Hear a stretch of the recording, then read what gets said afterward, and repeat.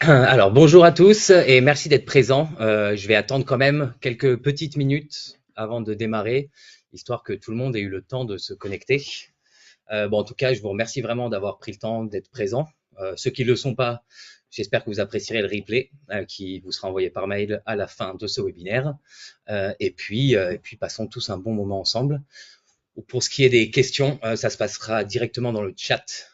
Je répéterai ça après pour les nouveaux arrivants, mais elles seront collectées par Ludovic et elles seront ensuite traitées en fin de webinaire. On prendra un petit moment pour répondre à toutes ces questions. Voilà, donc je laisse encore 2-3 minutes aux gens pour arriver. Je vois qu'on commence à avoir quelques personnes déjà. Donc c'est parfait. On est sur effectivement le sujet d'actualité.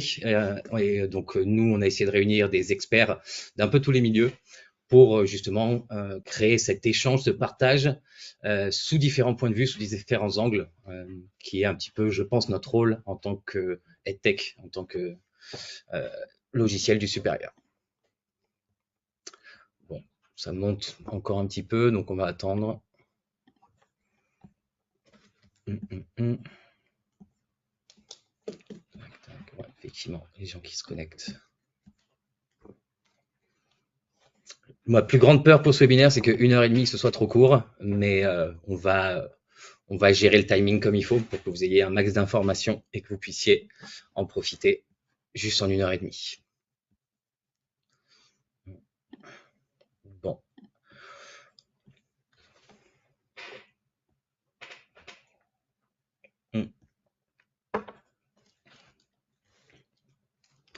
Eh bien, écoutez, 11h02, je pense qu'on va commencer, au moins les présentations, ce sera fait pour les arrivants, on arrivera dans le vif du sujet, vu que c'est pas ce qui vous intéresse le plus. Voilà, donc merci à tous d'être présents. Comme je vous le disais, nous, ça nous fait vraiment plaisir de pouvoir organiser ce webinaire avec les intervenants qu'on a et puis dans notre rôle, nous, de EdTech. Donc, effectivement, nous, c'est Challenge Me. Moi, c'est Valentin. Donc, je travaille depuis janvier avec Challenge Me en tant que responsable de projet. Ce webinaire fait partie des projets sur lesquels je travaille et l'approche par compétence est un sujet que nous, on essaie vraiment de traiter, qui est un gros sujet d'actualité pour tous les types d'enseignement dans le supérieur et on veut apporter notre pierre à cet édifice. Donc voilà, moi, comme je vous le disais, je vais juste aiguiller un petit peu tout ça, mais ce qui nous importe, ça va être vraiment nos intervenants que je vais laisser se présenter dans 1 minute. Comme je le disais précédemment, pour tout ce qui est questions, vous les posez directement dans le chat. Ludovic va les collecter et on les traitera directement à la fin. Juste une chose, Eric étant quelqu'un de très occupé, il devra nous laisser à midi. Donc, on laissera avant midi entre 5 et 10 minutes pour que vous puissiez lui poser vos questions et qu'il puisse y répondre avant de disparaître. Alors, du coup, on va commencer, puisque vous n'êtes pas là pour me voir moi, on va commencer les présentations. Dominique, tu apparais en premier sur les écrans, sur mon écran en tout cas. Donc, je vais te laisser te présenter. Merci Valentin. Donc bonjour à toutes et à tous. Dominique Hervé-Guillaume, ingénieur pédagogique et chef de projet au service des usages du numérique à l'Université de Montpellier. Et je travaille plus particulièrement donc sur l'approche par compétences et tous les outils qui permettent une évaluation des compétences. Super, merci beaucoup. Eric, s'il te plaît, si tu peux te présenter.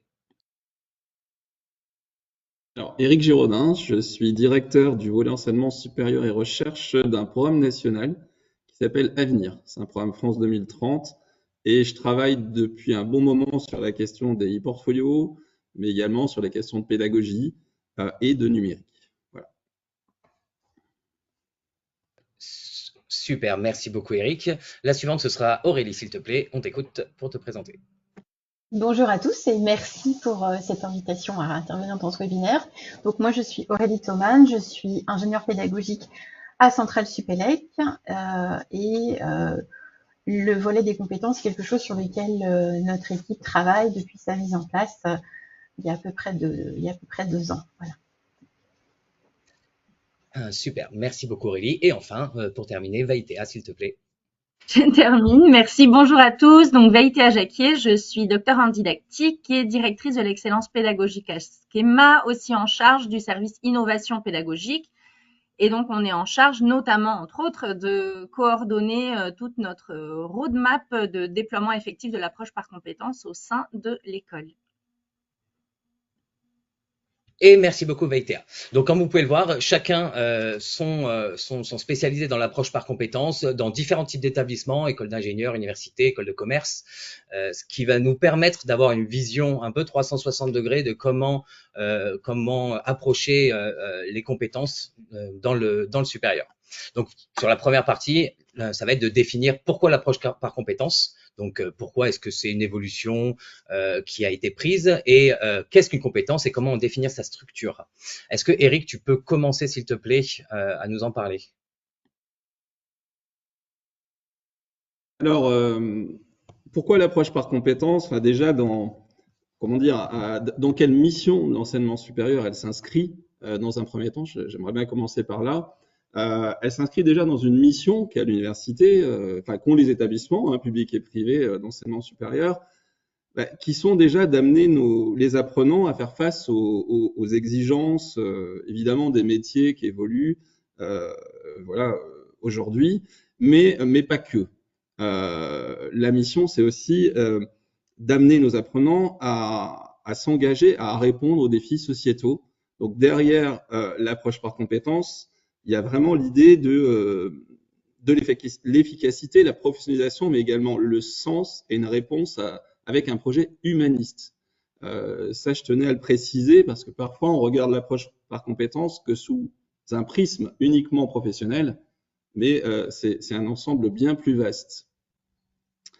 En gros, mais on pourrait dire aussi pourquoi, il faudrait peut-être dire qu'est-ce que l'approche par compétences. L'approche par compétences, c'est une démarche de conception des formations, c'est une nouvelle démarche de conception d'une formation qui va reposer sur le développement des compétences des apprenants. Donc on va se poser du point de vue des apprenants. C'est centré sur lui, sur ses apprentissages, avec un profil vraiment de sortie qui répond un petit peu aux enjeux dont je parlais avant. Pour l'université, pour les établissements publics et privés, ça va être un outil d'amélioration continue de l'offre de formation, justement, qui permettra de développer les compétences des apprenants. Alors, est-ce que vous voulez qu'on parle de la notion de compétence parce qu'elle a évolué? Oui, peut-être. Donc, alors oui, s'il te plaît, explique-nous bien la notion de compétence. Qu'est-ce que c'est une compétence? Comment en définir la structure et même donner une définition assez globale d'une compétence. Si tu peux commencer par là, et puis après on verra si nos autres intervenants ont une définition qui diffère ou compléter peut-être cette définition. Alors, c'est une définition qui a quand même beaucoup évolué. Tout d'abord, il y a eu des approches qui datent plutôt des années 70. On était sur une approche de type plutôt savoir-faire, de type skills. C'est-à-dire, c'était quelque chose qui était concret. Par exemple, je sais pas, monter des eaux en neige. Par exemple, voilà, c'est concret, c'est évaluable. Mais ça, c'était une approche qui datait plutôt des années 70. On s'intéressait par rapport à l'apprenant de tout ce qu'il saura faire, de tout ce qu'il saura. Donc, on était dans une évaluation finalement assez morcelée. Des savoir-faire, etc. Ensuite, il y a une évolution de cette notion de compétence et Xavier Roégier, j'ai jamais vraiment su prononcer son nom, donc j'espère qu'il me pardonnera, amène très bien cette évolution. Il y a une approche, par les compétences transversales. Donc, on s'est intéressé ensuite à un deuxième mouvement qui date à peu près des années 80, où là, on disait, il faut plus évaluer que des savoir-faire, etc., mais il faut plutôt essayer d'aller faire développer, par exemple, que l'étudiant soit capable, l'apprenant soit capable de faire preuve de créativité, d'autonomie, etc. Et là, on a commencé à aller vers quelque chose qui donnait du sens. Tout le monde a envie de dire, oui, évidemment, il faut aller vers ça, mais on s'est heurté à l'évaluation. Donc là, on est rentré dans une approche du complexe, mais non évaluable. Il est très dur d'évaluer si une personne sait faire preuve de créativité. Donc, j'avais mené des travaux dans mon ancienne université avec des enseignants-chercheurs qui ont suivi des modules de créativité. On a essayé et on a buté à la fin sur vraiment, c'est quasiment impossible d'évaluer, on va dire, des qualités transversales plutôt que de parler de compétences. Et enfin, il y a eu la troisième génération de compétences, celle qui se généralise aujourd'hui, la troisième génération d'approche par compétences et qui amène la compétence plutôt dans du complexe évaluable. C'est-à-dire, c'est quelque chose qui est assez complexe, c'est le potentiel d'un individu, finalement, à faire face à une situation complexe dans une famille de situations. Un exemple, je vais essayer de prendre un exemple plutôt qui parlera à tout le monde plutôt que de prendre un vrai exemple dans un premier temps. Réaliser une pâtisserie pour un pâtissier professionnel, c'est une compétence complexe, contrairement à monter des œufs en neige. Parce que réaliser une pâtisserie, ça va demander de combiner beaucoup de savoirs différents, savoir-faire en même temps, et des postures, donc des savoir-faire comportementaux en même temps. Pour réaliser une pâtisserie, le pâtissier devra respecter un protocole d'hygiène, etc., alimentaire. Il va devoir choisir des aliments, si possible, dans un circuit court, des aliments de qualité, etc. Pourquoi pas aussi, il devra faire preuve de créativité pour revisiter une recette. Donc voilà, on retrouve preuve de créativité, mais ce sera à l'intérieur de la compétence, etc. Je vais, si vous voulez bien, est-ce que je peux partager deux exemples très différents en licence générale et dans une autre formation pour qu'on visualise un petit peu cette compétence complexe? Oui, s'il te plaît, parce qu'effectivement, voir du concret aussi, alors avec ce que tu vas nous montrer là, et puis après par les retours d'expérience, c'est aussi l'idée de ce webinaire. C'est-à-dire que je pense que tout le monde a écouté beaucoup de choses, on a discuté, etc., mais c'est toujours bien d'avoir des exemples un peu plus concrets pour se faire une idée. Alors là, vous voyez, on a un exemple d'une compétence d'une licence de mathématiques. J'ai fait exprès de sélectionner cette licence générale de l'Université de Toulon, que je salue au passage, parce que c'est vraiment la licence, souvent on me dit dans laquelle, mais c'est pas possible de faire l'approche par compétence. Si, il y a des universités qui le font et ça marche. Donc, vous voyez, là, la compétence, c'est l'une des 4 compétences, la licence mathématique, qui va être d'analyser une ressource ou un document mathématique complexe. Donc ça, c'est une compétence qui effectivement est complexe et qui va demander une progressivité. On va pas y arriver d'un coup. Il y a des attendus en fin de première année de licence, de deuxième, si vous descendez, de troisième. Donc c'est une compétence assez complexe pour prendre du temps pour arriver à la développer. Et puis, en général, associé à la compétence, on y trouve très vite des critères d'évaluation. Vous voyez ici à droite, donc analyser une ressource en réalisant une critique de la ressource, en illustrant les concepts utilisés, en synthétisant les éléments clés de la ressource.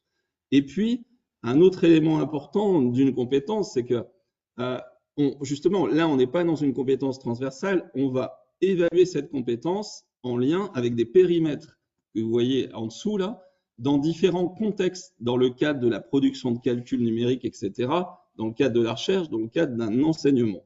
Donc ça, c'est une licence générale et on voit un petit peu comment est constituée la compétence. Je vous donne un deuxième exemple qui est dans une formation beaucoup plus professionnalisante. On est sur un BUT informatique et sur la compétence conduire un projet informatique.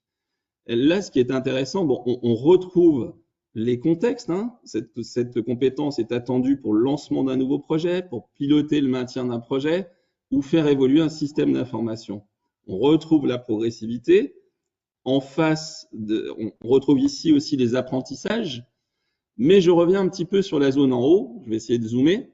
Quand je vous parlais tout à l'heure du projet un petit peu permettre d'apporter une réponse aux défis également sociétaux, on voit ici que l'équipe de formation a mis l'accent, par exemple, en conduire un projet informatique en sensibilisant une gestion éthique, responsable, durable et interculturelle. Donc, on voit bien que c'est pas uniquement une réponse à des défis, on va dire, socio-économiques, c'est pas uniquement une réponse à des exigences métiers, c'est aussi une réponse à des défis sociétaux où là, on va s'intéresser également à l'intérieur de la compétence, à observer, évaluer le côté du environnement responsable, éthique, etc., interculturel. Voilà. Donc, je voulais vous montrer à travers ces deux exemples un petit peu à quoi pouvait ressembler une compétence de dernière génération en approche par compétence et qui intègre tous ces éléments-là. Et est-ce que c'est des éléments qu'on pourra partager ça ou pas du tout, Eric, ou c'est mais bien sûr, c'est public et d'ailleurs, ça a été partagé là par Toulon, en tout cas, dans l'un des espaces qui s'appelle sous Rezana, pour ceux qui connaissent. Hein, c'est un espace ouvert où vous pourrez rejoindre. C'est un espace Avenir Rezana. La licence de Toulon l'a partagé. C'est public et puis on aura aussi d'autres exemples si ça vous intéresse. Donc évidemment, Ok. je vous les donnerai, mais c'est public. Hein. Ok, bon, je vous partagerai les liens de toute façon dans le mail. Aurélie, je sais que vous avez chez Centrale, vous avez mis en place l'approche par compétence. Est-ce que sur la structure vraiment de la compétence, qu'est-ce que c'est, comment la définir? Est-ce que tu as des choses à ajouter? Est-ce que ça diffère un petit peu dans ton établissement? Alors nous, en fait, il se trouve qu'il y a en 2018, on a fusionné en 2015 et en 2018, on a lancé un nouveau cursus ingénieur et ça a été l'occasion de réfléchir justement à cette approche par compétences et du coup quel profil d'ingénieur on voulait former. Et pour ça, on a fait appel à la fois au réseau d'anciens et aux entreprises partenaires pour essayer d'identifier ce qui était l'ADN d'un ingénieur Centrale Supélec et de s'en servir, et de se servir de ces retours pour créer des familles de compétences qui viendraient en fait, qu'on pourrait ensuite déployer au sein du cursus ingénieur. Donc ce déploiement, il se fait de manière progressive, mais on s'est servi en fait de tous ces retours à la fois du réseau des anciens qui travaillent dans les entreprises et des contacts qu'on peut avoir avec les DRH pour essayer de travailler sur cet ADN de l'ingénieur Centrale Supélec et qu'on puisse effectivement à terme aussi donc diplômer sur des notes, effectivement, des résultats académiques, mais également sur la validation d'un certain degré de maîtrise de 9 compétences qui sont sorties de ce travail d'analyse du marché de sortie. Puis ça nous permet aussi d'essayer de piloter, on va dire, les formations aussi certes en travaillant sur les métiers, mais aussi en travaillant sur les compétences qui vont être attendues, y compris dans des secteurs qui bougent beaucoup. À l'époque, on parlait pas de l'IA de la même façon qu'on en parle maintenant. Donc, qu'est-ce qui fait que nos ingénieurs vont, au-delà de la formation qu'on va leur donner, vont aussi pouvoir appréhender les aspects éthiques et humains de l'IA, par exemple. Voilà, donc cette grille, on va dire, de lecture de la formation, elle doit permettre aussi de rester souple et de rester aussi cohérent sur l'ADN de l'ingénieur Centrale Supélec. Ok, donc oui, du coup, effectivement, il y a un côté où on veut être ancré dans le réel, donc voir ce que les entreprises demandent, etc. Alors, on va pas répondre 100% à ce que demande une entreprise par rapport à ce qu'on va diplômer, enfin, comment on va diplômer les étudiants, mais effectivement, et une évolution constante qui permettrait, en fait, l'approche par compétence pourrait faciliter cette évolution constante de l'enseignement. Oui, et puis de garder une cohérence dans notre formation et dans les formations qu'on viendra aussi proposer à côté. Type bachelor, etc., de garder cette identité Centrale Supélec. Vaïtéa, tu voulais ajouter quelque chose et ensuite on passera plutôt au défi enjeu de la mise en œuvre de cette pratique. Oui, en fait, je voulais réagir à ce qu'Éric disait. Ça m'a fait sourire effectivement parce qu'on sent bien que parfois on a aussi l'impression que selon certaines disciplines, l'approche par compétence n'est pas applicable. On a souvent cette opposition en disant ah oui, alors c'est intéressant, mais dans mon domaine ça peut pas marcher.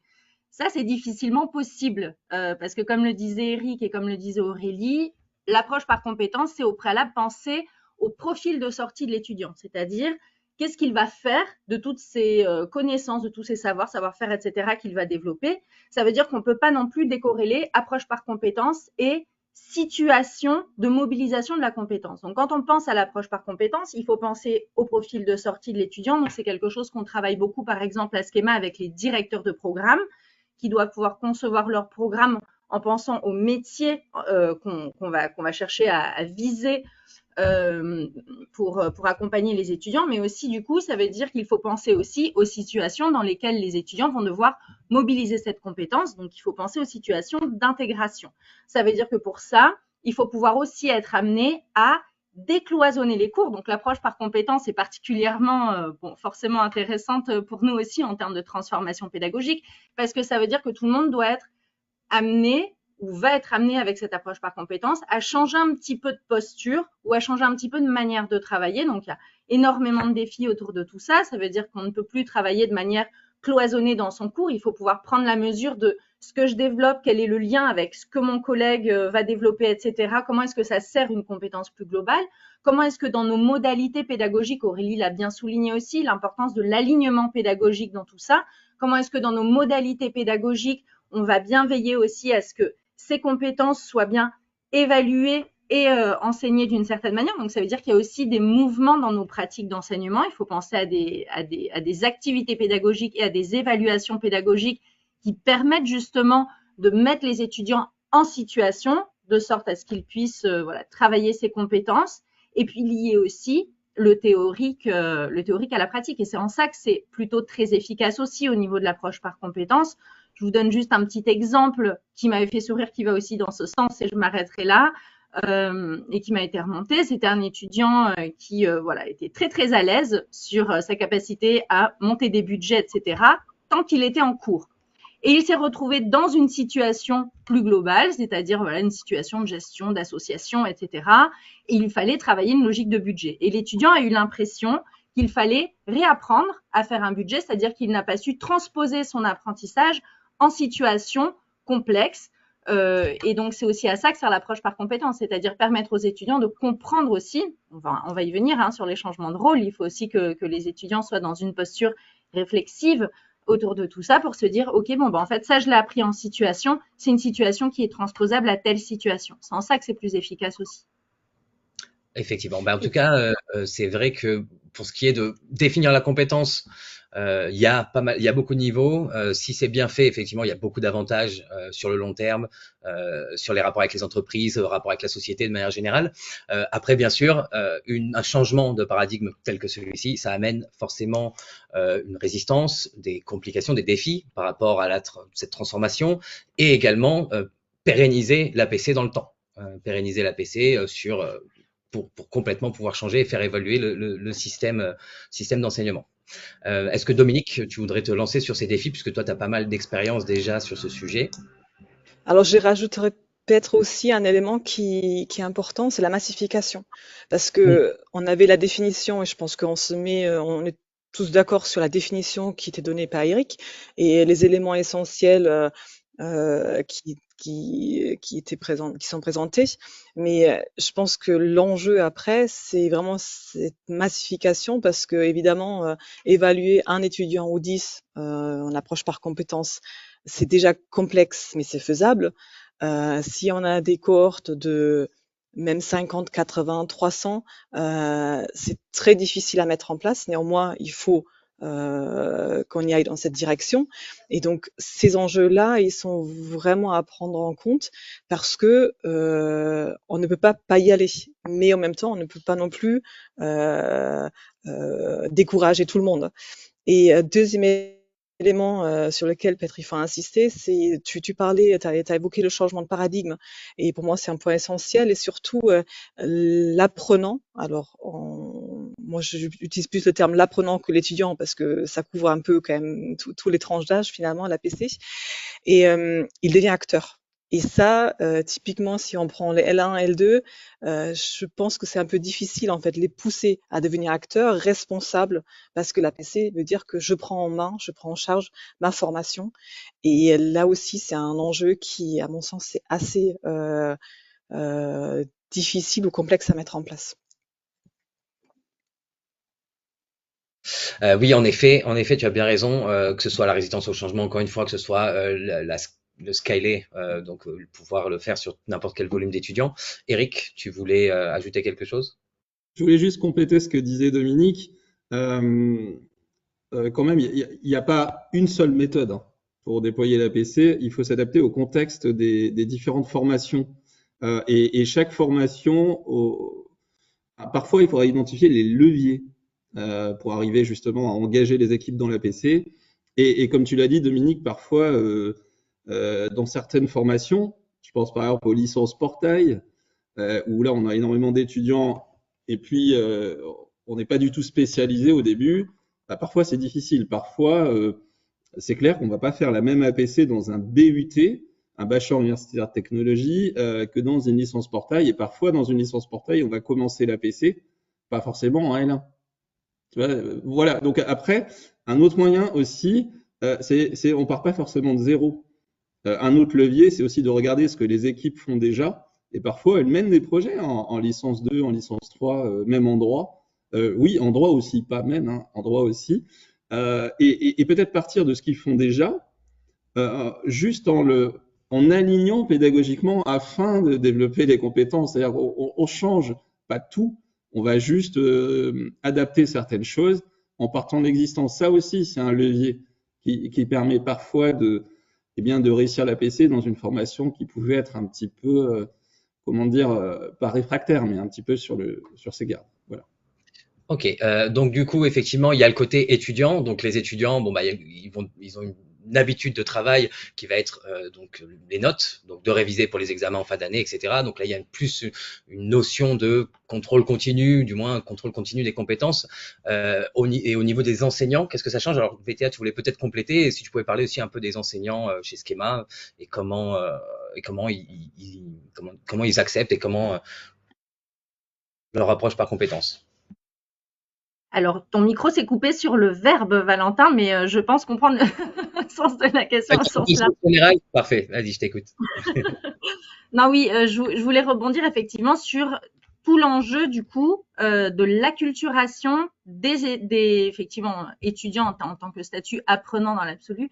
Donc il faut aussi pouvoir les accompagner, c'est-à-dire qu'en fait à chaque échelle il y a des choses qui changent et la difficulté c'est souvent ok bah super, nous on veut bien vous suivre mais concrètement qu'est-ce que ça change pour moi dans ma façon de faire?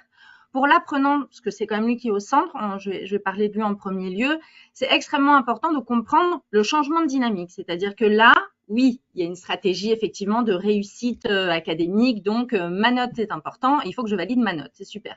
Mais il faut pouvoir lui donner le sens de l'approche par compétence. C'est en ça aussi qu'on a besoin d'outils ou de data visualisation ou voilà, trouver différentes stratégies pour leur permettre de s'approprier ça. C'est-à-dire déjà avoir conscience et connaissance et conscience des compétences qu'on va développer au sein de son parcours de formation. C'est pas toujours le cas.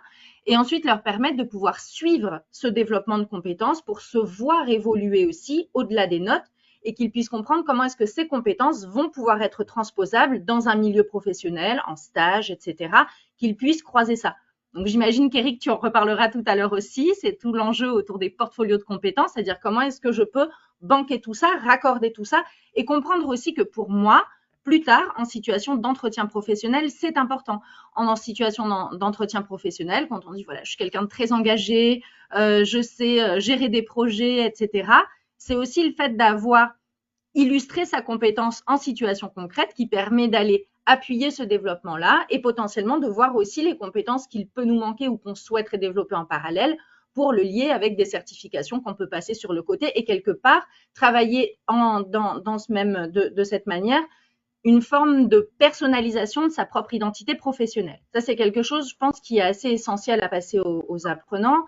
Et pour les enseignants, bon, alors là, il y a beaucoup de types d'enseignants qui peuvent réagir de différentes manières. Dans l'absolu, effectivement, comme le disait Dominique, je pense que le point de préoccupation principale d'un enseignant, c'est la gestion opérationnelle de tout ça. C'est-à-dire tout, oui, philosophiquement, ok, pourquoi pas. Les compétences, les profils de sortie, oui, ça fait sens. Ils sont définis par ailleurs dans les programmes, etc. Pas de problème, mais comment on y va? C'est-à-dire que si on me demande de faire des mises en situation, comme disait Dominique, pour 800 personnes, je ne sais pas faire.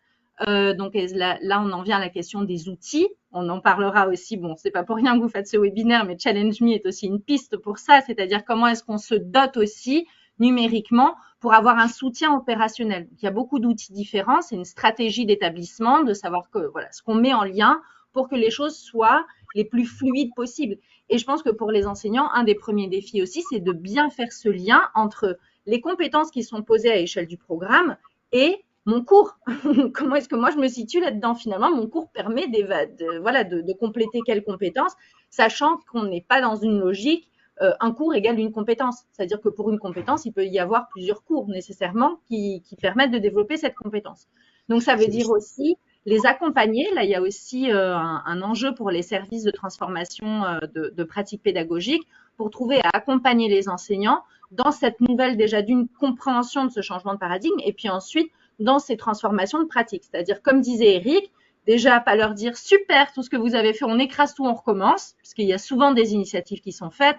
Et nous, ce qu'on fait à Schema, c'est qu'on leur permet déjà dans un premier temps d'identifier ce qu'ils font qui est déjà aligné avec une logique d'approche par compétences. Les approches projets, il y a beaucoup de choses qui sont faites, les études de cas, etc. Il peut y avoir déjà beaucoup de typologies d'activités qui sont totalement alignées avec l'approche par compétences. Après, c'est les accompagner dans cette appropriation, mon cours, quelles compétences, et puis, pareil, les doter numériquement aussi pour qu'ils puissent suivre tout ça au fil de l'eau. Je dirais même, au-delà des accompagner, alors il y a le côté accompagnement, mais c'est vraiment de devenir une équipe avec eux, que ce soit eux, ils ont besoin de collaborer entre eux, puisque, comme on le disait, une compétence va nécessiter plusieurs cours différents, mais voilà, un vrai travail en équipe entre l'équipe pédagogique et les enseignants qui seront plus proches de tout ça. Il y a une vraie collaboration à faire. Pour continuer justement au niveau des enseignants, puisqu'il faut aussi essayer de définir comment évaluer et comment valider une compétence. Donc déjà, comment est-ce qu'on fait pour évaluer une compétence ou pour la développer? Si tu as le micro allumé, si tu veux commencer, Vaitea, et on verra après ce que les autres peuvent nous dire là-dessus. Et bien déjà, le gros défi, c'est de bien la définir. Comme disait Eric, l'approche par compétence, donc il y a beaucoup de choses qui ont bougé et il faut passer du complexe non évaluable au complexe évaluable. Donc pour ça, il faut que ce soit vraiment bien défini. Donc ça veut dire qu'il faut pouvoir développer le quoi, comment, pourquoi, dans quel cadre, etc., de manière à pouvoir rendre ça tangible. Donc, on travaille beaucoup avec les enseignants à définir ces critères d'évaluation et les situations d'évaluation de manière à pouvoir avoir un observable. Il faut quelque chose à observer. Là où parfois c'est complexe, c'est qu'en fait, il faut aussi comprendre que selon la situation dans laquelle on met les apprenants, tout ne se prête pas toujours systématiquement à évaluer une certaine compétence. Je vais donner un exemple. Quand on veut travailler avec les apprenants sur la capacité à manager une équipe projet ou manager un projet. Il peut y avoir parfois aussi, on peut attendre d'eux. Donc là, ça se rapprochera peut-être plus du skills dont parlait Eric tout à l'heure, mais on peut attendre d'eux une certaine capacité à pouvoir, par exemple, gérer des conflits. Bon, là, on n'est pas sur une compétence exprimée de manière évaluable, une capacité à gérer des conflits. Donc ça veut dire qu'il faut le définir. Et ça veut dire aussi qu'il faut pouvoir suivre. Bon, j'y reviendrai sur le retour d'expérience parce que ça, pour le coup, Challenge Me nous a aussi aidé à nous outiller pour pouvoir suivre un petit peu tout ça. Mais il faut pouvoir suivre suffisamment les étudiants dans leur situation pour qu'à un moment, si dans leur travail de groupe, un conflit émerge, alors on puisse observer une capacité à pouvoir travailler ce conflit. On va évidemment pas leur demander artificiellement de créer un conflit entre eux pour le réguler. Donc là aussi, c'est là qu'on voit que c'est pas toujours simple et que le premier enjeu, c'est la définition de la compétence qu'on cherche à évaluer. Plus elle est tangible, observable, plus c'est facile. Ensuite, ça coule de source. À partir du moment où on définit ça correctement, la situation d'évaluation presque émerge d'elle-même et donc ensuite on voit comment on peut suivre tout ça. C'est la première difficulté, je pense. Ok, écoute, merci beaucoup. Eric, je t'en prie. Je veux que tu ailles lever la main. Je voulais rebondir sur ce qu'a dit Vaitea. J'espère que je prononce bien. Je suis doué pour écorcher les noms. Je suis désolé. Ah, ça va. Non, alors, en fait, donc je te remercie d'avoir bien rappelé effectivement que déjà il faut avoir défini des compétences évaluables, enfin complexes et évaluables. Et juste avant de reparler de qu'est-ce qu'on évalue, il faut aussi avoir, une fois qu'on a défini ces compétences, avoir placé l'évaluation dans les maquettes de formation.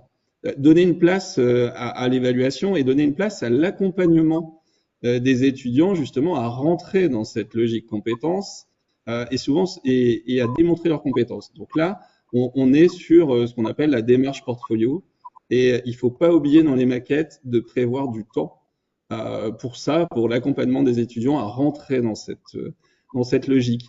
Ensuite, moi, je voulais juste rebondir sur ce qu'on évalue.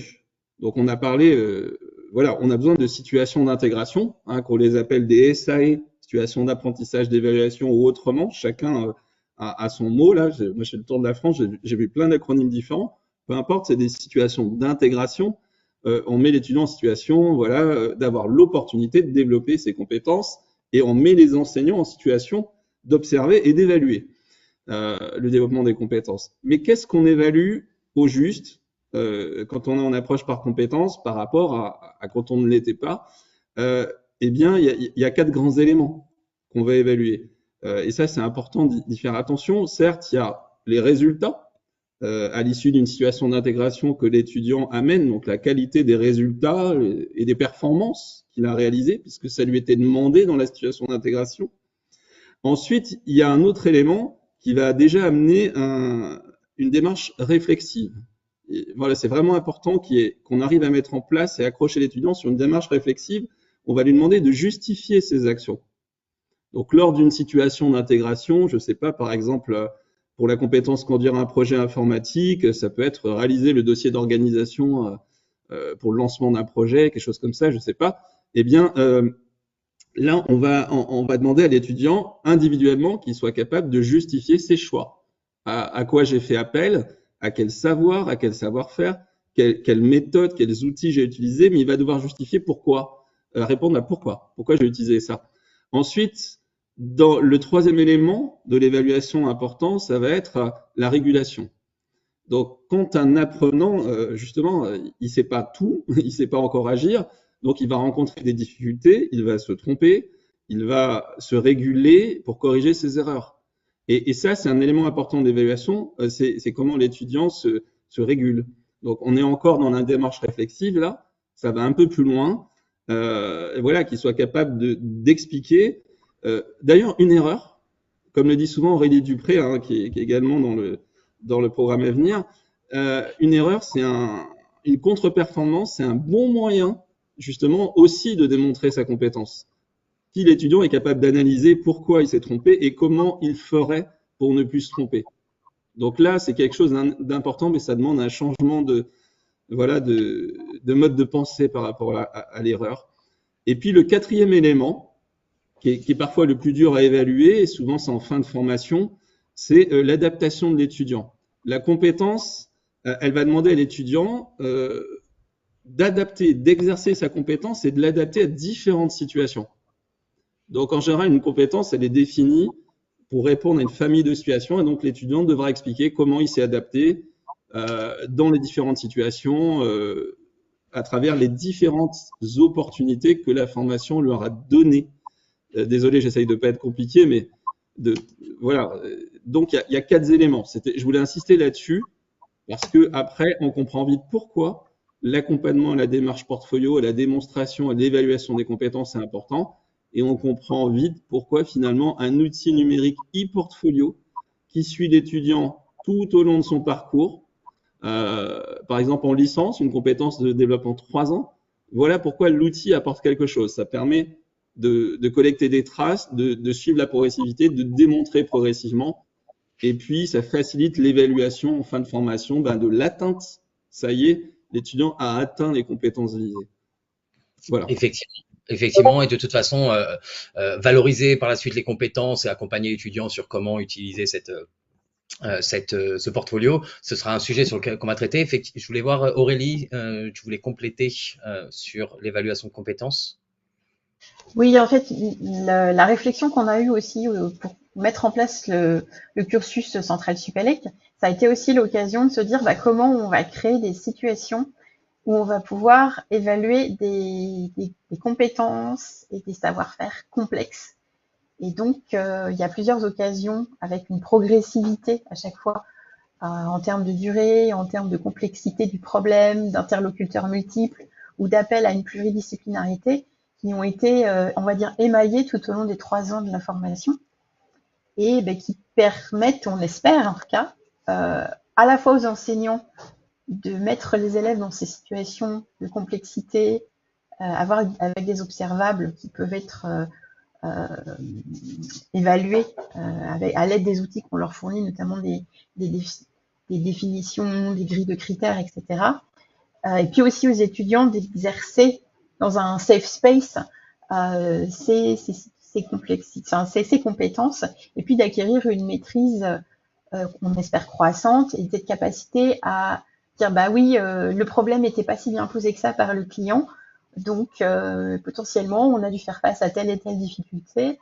Voilà comment on a utilisé ce qu'on avait vu de nos savoirs académiques, voilà comment on a fait appel à ce qu'on a pu voir dans un autre cours pour mieux poser le problème et obtenir quand même un livrable de qualité, etc. Donc on a différentes occasions, on a des phases de projet plus ou moins longues, et on a régulièrement ce qu'on appelle des enseignements d'intégration, qui sont en fait des périodes courtes sur lesquelles les élèves vont travailler en groupe pour un client, et qui va, on l'espère, permettre de mettre en situation toutes ces compétences qu'on avait définies, qui sont ces facettes de l'ingénieur central supérieur. Oui, effectivement, et ça c'est top, vraiment de les mettre face à la réalité professionnelle, tout ce qui est associatif, etc. C'est aussi d'excellents moyens de développer des compétences. Dominique, toi qui aussi, tout ce qui est SAE, etc., tu connais ça, c'est plutôt bien. Est-ce que tu pourrais nous donner un peu ton point de vue? Je sais que tu as utilisé l'évaluation par les pairs aussi dans ce cadre-là, l'auto-évaluation. Donc si tu peux nous faire un peu ton retour d'expérience. Alors, peut-être, je me permets de rebondir par rapport, certes, il faut évaluer les compétences, mais je pense que ce qu'il ne faut pas oublier non plus, il faut quand même, on a le droit quand même d'évaluer les connaissances. Et je pense que ça, c'est intéressant et rassurant. Aussi pour les enseignants, parce que on parle toujours des situations complexes, etc. Néanmoins, et tout le monde le sait, même nous dans notre métier, il faut quand même avoir quelques connaissances. Donc en fait, ça fait quand même encore partie de l'approche par compétences. Ce n'est plus que ça, mais je pense que ça c'est important à le garder en tête. Et du coup, je rebondis par rapport à ce que tu disais à l'instant, Valentin. Oui, effectivement, à l'université de Montpellier, ça fait quelques années maintenant qu'on travaille sur l'approche par compétences, et donc plus particulièrement sur différents outils. Et donc, nous avons monté un projet, du coup avec vous, Challenge Me, sur l'évaluation par les pairs. Parce que l'idée, c'était, et on rejoint tout ce qu'on a dit jusqu'à maintenant au niveau, par exemple, de la massification, donner un outil qui permet en fait d'être un support, parce que, et je pense que là, tout le monde est d'accord aussi autour de la table virtuelle, l'outil, c'est au service de la pédagogie. C'est jamais une solution. Il faut d'abord qu'on réfléchisse à tout ce qu'on a dit là, l'alignement pédagogique, etc. Mais une fois tout posé et réfléchi, néanmoins, il faut quand même un outil pour faciliter la mise en place. Et nous, dans le cadre du projet qu'on a mené, qui s'appelle Perceval, l'idée est de proposer une évaluation par les pairs. Alors nous, après, on a laissé la porte ouverte, c'est-à-dire les personnes qui ont voulu utiliser l'atelier de Moodle, parce que nous, on travaille avec la plateforme Moodle, c'était possible avec Challenge Me, etc. Et l'idée, c'était vraiment aussi de dire, mais pense à l'évaluation par les pairs, parce que ça peut être un outil, un moyen intéressant pour avancer dans l'évaluation. Donc évidemment, il y a toutes les réticences, mais je pense que vous allez me rejoindre aussi là-dessus. D'un seul coup, c'est les étudiants qui évaluent les étudiants, parce que c'est un peu ça, peer-to-peer, c'est un peu l'idée, c'est un apprenant va évaluer le travail d'un apprenant. On peut l'approfondir peut-être après, mais en gros, l'enseignant ne fait plus rien, moi je fais tout. Bon, on oublie que tout le travail est fait en amont, et c'est beaucoup plus d'investissement de l'enseignant au début pour mettre ça en place. Et donc, les retours qu'on a eus, c'était vraiment intéressant, parce que à partir du moment où un étudiant est capable d'évaluer un travail, on n'a pas encore abordé les taxonomies, mais il y a quand même tout un travail aussi à faire sur le taxonomie, notamment Bloom, et sur le niveau cognitif auquel on fait appel en fait quand on évalue un étudiant. À partir du moment où il est capable d'évaluer un autre étudiant, on fait appel à un niveau cognitif très élevé, et d'où l'intérêt d'une évaluation par les pairs. C'est un outil parmi d'autres, et en tout cas, nous, c'est une piste qu'on essaye d'approfondir et d'aller plus loin, parce que le retour qu'on a eu, c'est très intéressant. Super. Mais de nouveau, un changement de paradigme, parce que d'un seul coup, c'est plus descendant, d'un seul coup, on donne la possibilité à l'étudiant de faire un retour. Pareil, ce sujet, feedback et tout, on peut en parler après.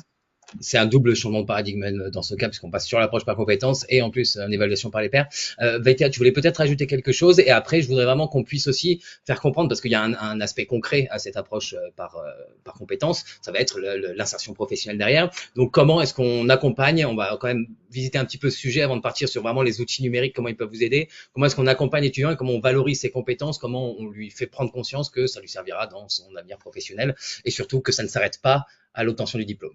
Vaitia, je te laisse prendre la parole. Oui, je voulais juste revenir pour qu'on n'aille pas trop vite et qu'on comprenne justement effectivement pourquoi soudainement on se met à parler d'évaluation par les pairs en pleine approche par compétences.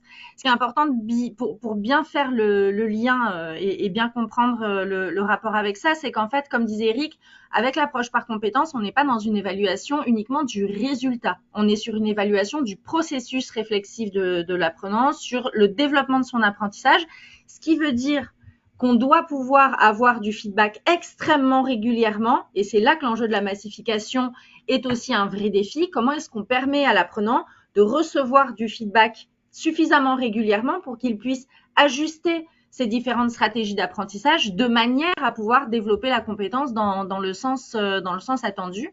Et donc, c'est en ça que l'évaluation par les pairs est intéressante pour tous les aspects que Dominique a mis en avant, mais aussi pour le fait que travailler à cette appropriation justement, et ça va commencer à faire le lien avec, avec ta question, Valentin, c'est le fait d'amener les apprenants à s'approprier les critères d'attendu, d'être suivis tout au long du process, etc. C'est ce qui va permettre aux apprenants aussi de commencer à se mettre à la place justement de, alors je comprends mieux ce qu'on attend de moi, je comprends potentiellement comment ça peut être transposable, et je comprends aussi qu'en fait une compétence, et ça c'est quelque chose voilà, dont on parle aussi souvent, une compétence, elle doit se développer, continuer à se développer tout au long de la vie. Ce que ça change, et on en parlait, on parlait de changement de paradigme, ce que ça change aussi, c'est la représentation qu'on a de soi. C'est-à-dire, je ne sors plus avec mon diplôme en tant qu'expert sur le marché du travail. Je sors avec mon diplôme à un certain niveau d'acquisition de compétences que je peux tout à fait, et qu'a priori, je suis aussi tout à fait invitée à continuer à développer tout au long de la vie. Donc, cette notion d'expertise change. Ça, c'est ce qu'il faut pouvoir faire passer aux apprenants.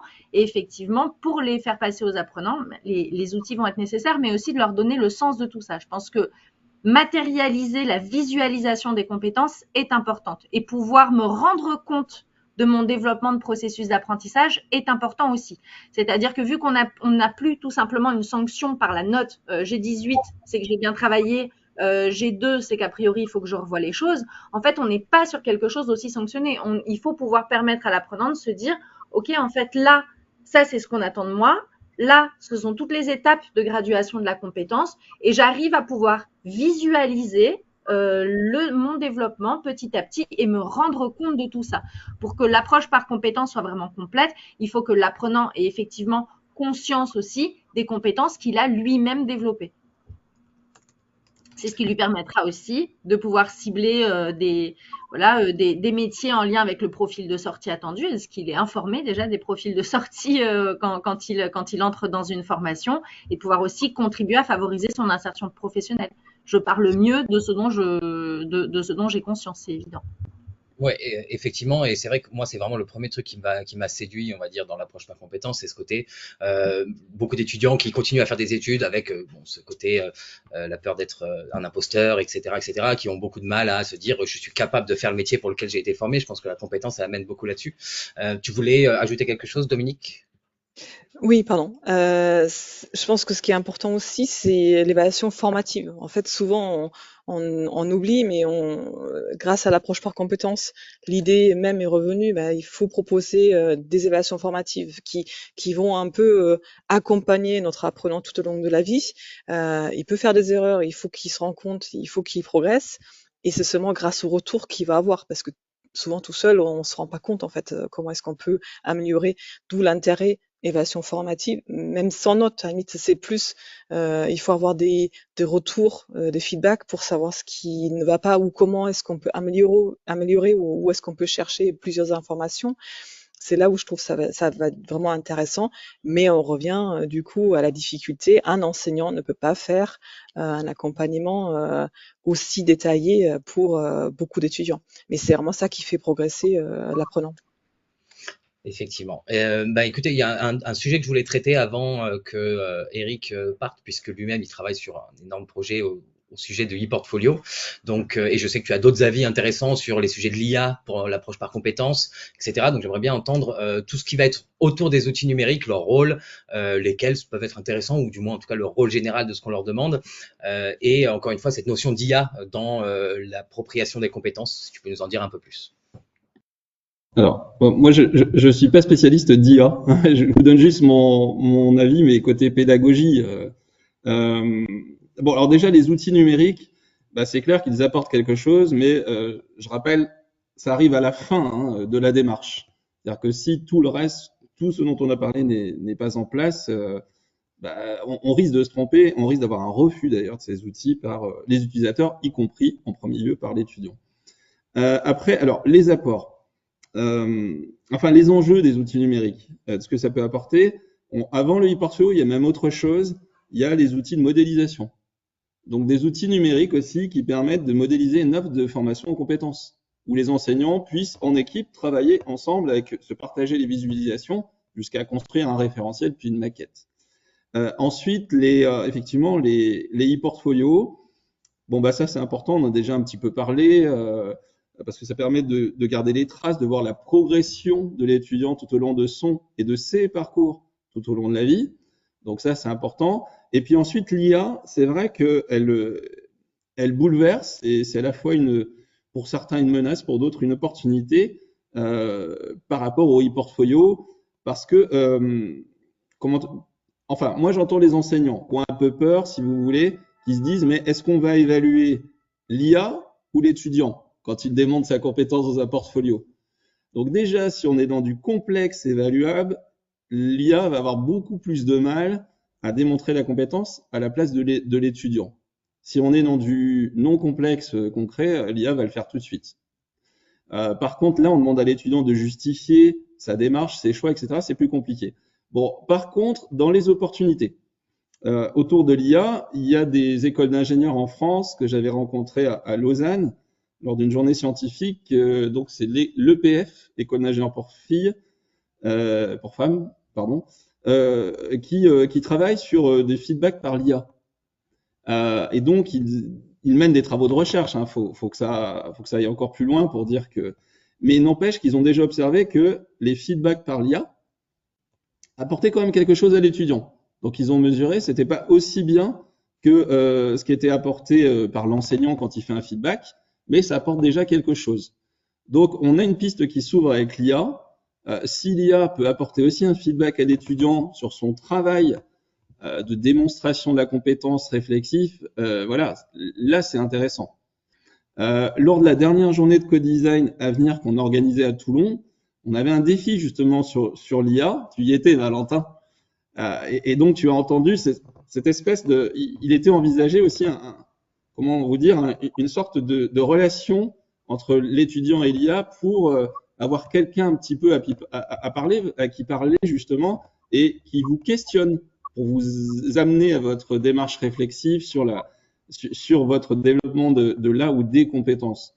Donc là, l'IA devient un peu un conseiller. Par contre, il ne fait pas à la place de l'étudiant. Et il faut faire attention à la dépendance qui pourrait s'installer entre l'étudiant et l'IA. À un moment, il faut qu'il y ait des limites et que l'IA lui dise maintenant, il faut que tu ailles peut-être faire autre chose, je sais pas. Donc, j'y vois moi plutôt une opportunité et je trouve que l'IA se marie très bien avec l'évaluation par les pairs parce que je crois que vous le proposez. Moi, je n'utilise pas encore Challenge Me, mais s'il peut y avoir une IA qui analyse les différentes évaluations formatives par les pairs sur un étudiant sur telle ou telle compétence, l'IA pourrait justement servir à analyser les feedbacks, en faire une synthèse à l'étudiant. Et également à l'enseignant dans l'autre sens aussi. Voilà. Bref. Effectivement, pour l'enseignant, c'est pas encore fait. Nous, on a vraiment ce côté effectivement réflexif, tutorat un petit peu de l'IA que je trouve qui est vraiment très intéressant. Donc du formatif à fond, on n'est pas sur de la validation, de l'évaluation, compétences, quoi que ce soit. Vraiment du formatif à fond pour l'améliorer sur des points précis. Veitea, tu voulais intervenir si je dis pas de bêtises. Oui, merci. Oui, sur l'IA, bon, effectivement, l'IA est un sujet passionnant pour tout ça, qu'il faut traiter avec beaucoup de précautions néanmoins, quoi. Donc l'IA, nous, on l'utilise pas mal en logique d'approche par compétence. En logique d'approche par compétence, je devrais pas dire ça, mais pour soutenir nos développements effectifs de l'approche par compétence, nous, ça nous sert effectivement, c'est un peu l'exemple que tu donnais, Eric, à brasser de la donnée. Quand on veut définir le profil de sortie de l'étudiant, les profils de sortie sont attachés à des fiches ROM qui eux-mêmes posent différentes compétences associées aux différents métiers. Voilà. S'il faut brasser toutes ces fiches ROM à la main, ça peut être très très long. On a quand même tous un défi de stratégie opérationnelle pour aller relativement vite, pour pouvoir justement soutenir le développement de l'approche par compétences. Donc nous, on s'en sert en ce sens. Il faut pouvoir guider l'IA, c'est pas juste chatter avec l'IA. Donc là, après, bon, je vais pas trop dériver sur l'usage de l'IA parce que ce n'est pas exactement le sujet. Mais l'IA, il faut pouvoir le prompter déjà pour que ce soit efficace. On n'utilise pas ça comme ça et soudainement, c'est magique et ça marche. Ça nous aide aussi, je pense, que ça peut être une solution pour tout ce qui est automatisation de l'écosystème digital. C'est-à-dire qu'en fait, si on a différentes plateformes qui nous servent à faire différentes choses dans une institution et que toutes ne communiquent pas, ça va être aussi très compliqué. Je donne un exemple. On travaille tous beaucoup avec des LMS, donc sur lesquels on va déposer voilà, des contenus de cours, des notes, des choses comme ça. Si ça, ce n'est pas lié au portfolio et qu'on demande systématiquement soit aux apprenants, soit aux enseignants de, à la main, récupérer les traces, parce qu'il faut des traces, une compétence, elle s'évalue sur preuve, donc des traces d'acquisition. Donc, qu'on doit récupérer les traces d'acquisition à la main, qu'on doit les redéverser au portfolio, on voit très bien que très rapidement, le système risque de s'enrayer puisque la main-d'œuvre sera trop lourde derrière. Donc, est-ce que là, on peut imaginer ou travailler des systèmes d'interconnexion qui permettent, dans un monde, ce serait génial, c'est en ce sens qu'on essaie de travailler à Schema, on est en recherche de solutions pour pouvoir se dire de mon référentiel de compétences de programme au portfolio de l'apprenant, comment est-ce qu'on peut tout automatiser pour que si je bouge une ligne sur la maquette, du coup ça bouge une ligne aussi potentiellement, parfois au niveau des cours, du coup ça bouge aussi une ligne potentiellement sur les modalités d'évaluation, donc sur les critères d'évaluation, donc sur les situations d'apprentissage, etc. Comment est-ce qu'on peut avoir des choses qui se mettent le plus à jour possible automatiquement? Et pour revenir sur le feedback par l'IA, gros challenge, on est en plein dedans effectivement. Le feedback par l'IA, c'est pareil, ça a l'air magique comme ça. En réalité, pour essayer de le travailler en parallèle au niveau de l'école, on voit très bien que c'est beaucoup plus complexe que ça. Souvent, et merci, on l'a tous rappelé, effectivement, on pense l'outil avant de penser le reste. Une IA sans un certain cadrage, ça ne marche pas. C'est-à-dire que pour pouvoir avoir un bon feedback avec de l'IA, et c'est pour ça, je pense que Challenge Me est intéressant là-dessus, c'est que vous avez déjà fait tout ce travail en amont. Il faut pouvoir avoir des critères qui soient très bien explicités et y compris en termes d'attendu de feedback. C'est quoi un bon feedback? Sur quoi on fait du feedback? Quels sont les différents types de feedback qu'on veut pouvoir obtenir?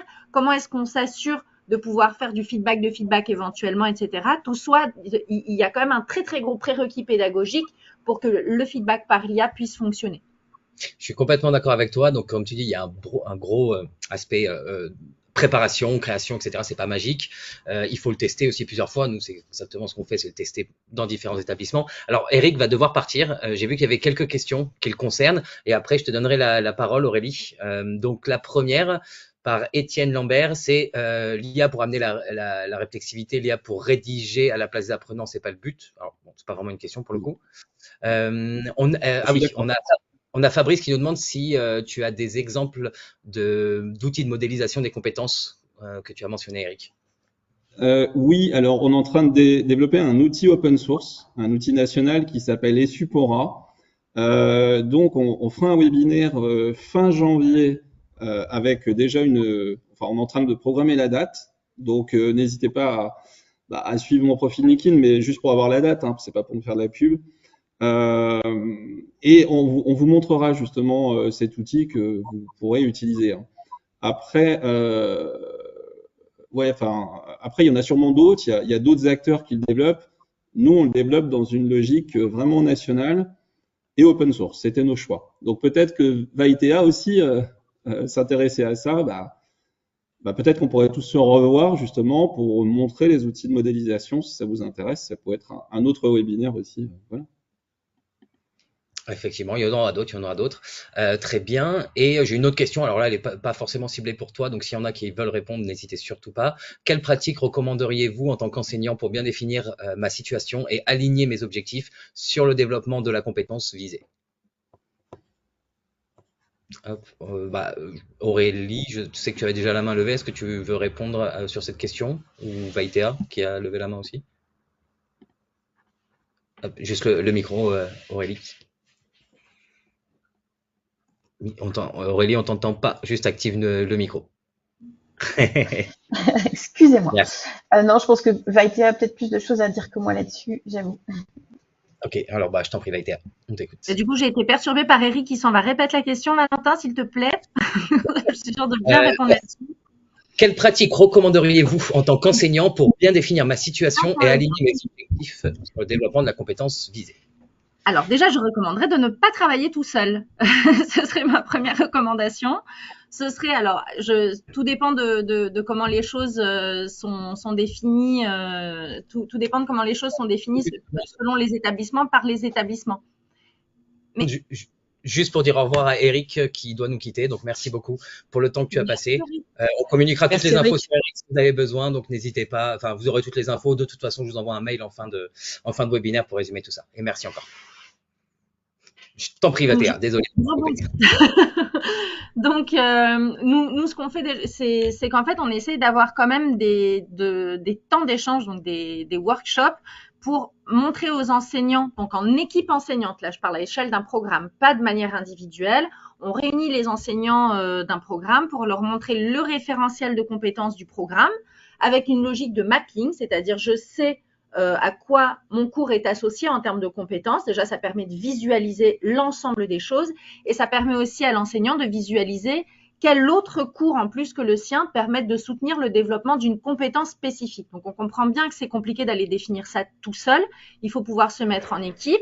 Il faut pouvoir, du coup, en équipe, et c'est important ce que Dominique a rappelé tout à l'heure, ça ne veut pas dire que toutes les évaluations doivent se faire dans une logique d'approche par compétence. Ça veut juste dire qu'il faut avoir un sens et il faut, à un moment donné, quand même, avoir une évaluation en situation qui permette d'évaluer une compétence au global. Mais du coup, ça peut être très bien une situation d'intégration transversale ou commune à différents enseignements, puisque du coup, plusieurs enseignements peuvent venir ticker un bloc de compétences. Donc, ça peut être ce type de réflexion qu'il peut y avoir. Et après, nous, ce qu'on essaye de faire, là, c'est, je vais pas faire la publicité d'autres outils, mais on a... vous avez un outil qui marche bien, ça fait plaisir, on partage. Alors, je ne sais pas encore s'il marche bien. Je ne sais pas encore s'il marche bien. On va l'essayer, mais un outil qui nous a paru prometteur, justement, au sens où il permettait de soutenir le développement des évaluations en ce sens-là, c'est-à-dire de rentrer, si tu veux, tout le référentiel de compétences au sein de cet outil, d'aller aligner ça avec les objectifs des différents cours, évidemment d'aller apporter aussi les critères d'évaluation, les différentes stratégies d'évaluation. Donc ça, c'est, on rentre tout ça dans une machine, ce qui fait qu'ensuite, au niveau de l'enseignant, moi, je dois lancer une évaluation. Je vois, hop, toute l'architecture à l'envers, c'est-à-dire voilà mon cours, voilà la situation d'enseignement d'évaluation que je vais mobiliser à ce moment-là, les critères qui y sont associés, parce qu'ils sont associés à tel objectif, qui sont eux-mêmes associés à telle compétence. Et donc, c'est pour ça que je dis qu'il y a vraiment un très gros travail de visualisation à faire, parce qu'effectivement, si un enseignant, chaque fois qu'il doit faire une évaluation, doit se poser la question d'aller jongler avec les référentiels de compétences de son programme, réfléchir tout seul, très mauvaise idée de réfléchir tout seul, encore une fois, à comment est-ce qu'il peut évaluer tout ça, on est très vite perdu. Et alors, s'il faut en plus se poser la question de la massification et de comment est-ce que j'entre tout ça dans le logiciel avec les traces, c'est compliqué. C'est aussi pour ça qu'il faut penser, et là, je pense que c'est le travail aussi des administrations, des institutions, de penser à un écosystème digital facilitant qui permet de prendre tout ça en compte pour que le travail soit le plus simple possible, à la fois pour les enseignants, pour faciliter cette appropriation, et à la fois pour les apprenants, pour qu'on puisse faciliter la visualisation et donc l'acculturation à ce nouveau paradigme éducatif. Complètement d'accord avec toi. Alors, Aurélie, s'il te plaît, si tu voulais intervenir, comme ça, on finit d'intervenir sur tout ce qui est outils numériques. Après, on passera à vos retours d'expérience. Donc, Aurélie, je t'en prie. Et effectivement, moi, je voulais rebondir sur la question des feedbacks par IA parce qu'effectivement, c'est un des points sur lesquels les élèves ingénieurs sont très demandeurs. C'est-à-dire que souvent, l'enseignant, vu qu'on a des promos assez importantes, on a à peu près 900 élèves par promo, disent en fait on a une note et on n'a pas forcément le feedback qui nous permettrait de comprendre le succès ou l'échec. Et puis on a aussi des remontées de compétences, mais on n'a pas forcément de feedback sur pourquoi on est fail ou pourquoi on a réussi cette compétence. Et donc on a un outil qui nous permet de faire des évaluations en ligne, évaluation formative et évaluation sommative, sur lesquelles on est en train de tester sur certaines matières qui s'y prêtent la génération de feedback par IA à partir de ce que l'enseignant a donné comme étant des critères, on va dire une espèce de réponse exemplaire, et les critères qui font qu'une réponse est correcte, avec une pondération, on va dire, entre ces différents critères. Et à partir de ce travail préparatoire de l'enseignant, l'IA va scanner les réponses textuelles des étudiants et va mouliner un premier feedback sur lequel l'enseignant va pouvoir itérer. Il va pouvoir aussi donner une indication de note sur laquelle, pareillement, l'enseignant va pouvoir revenir pour l'affiner, l'infirmer ou la confirmer. Donc ça, c'est des choses qu'on est actuellement en train de tester pour généraliser les feedbacks au-delà simplement de juste la note qui te dirait ton examen d'économie, tu as eu 15. Ce 15, il est à la fois composé d'une partie de contrôle des connaissances, mais aussi d'une partie de réflexion et notamment sur les modèles économiques, etc. Donc les attendus de l'enseignant par rapport à tes réponses étaient ceux-ci. Et voilà l'écart qu'il y a et voilà les pistes qu'on te suggère pour améliorer cette note ou pour travailler et développer davantage. Donc c'était sur ça que je voulais rebondir. Et il y avait un autre point qui vient de m'échapper, mais c'est pas grave, ça va me revenir. Écoute, si ça te revient, n'hésite pas. Dominique, tu voulais intervenir également. Le micro d'abord, s'il te plaît. Attends, regarde. Pardon. Je voulais revenir sur la partie outils. Rapidement, mais ce qui me semble important aussi, c'est donc certes simple à utiliser. Donc l'outil au service 2 est simple à utiliser pour les apprenants, mais aussi pour les enseignants. Mais après, je pense qu'il y a un enjeu qu'il faut pas oublier non plus, c'est tout ce qui concerne la sécurité. Parce que notamment nous, je pense que pareil, c'est le cas pour tout le monde, mais nous, on a 50 000 étudiants. Donc, il y a quand même un enjeu énorme sur la partie sécurité. Et ce que je trouvais intéressant, peut-être aussi de partager, donc moi, mon service, il fait partie de la DSI, donc qui gère tous les outils de l'université et tous les systèmes informatiques, etc. Et donc, en fait, souvent, nous, on a notre regard de pédagogue et on veut mettre en place un outil qui nous semble important, intéressant, etc. pour un étudiant. Mais finalement, en discutant donc avec les collègues, ils nous expliquent, mais attends, il y a quand même des garde-fous à mettre en place et c'est pas si simple que ça, etc. Donc je trouve ça intéressant parce que finalement, l'approche par compétences, là aujourd'hui on parle pédagogie, mais ça touche vraiment l'ensemble des acteurs, l'ensemble de parties prenantes, et c'est un changement de paradigme pour tout le monde.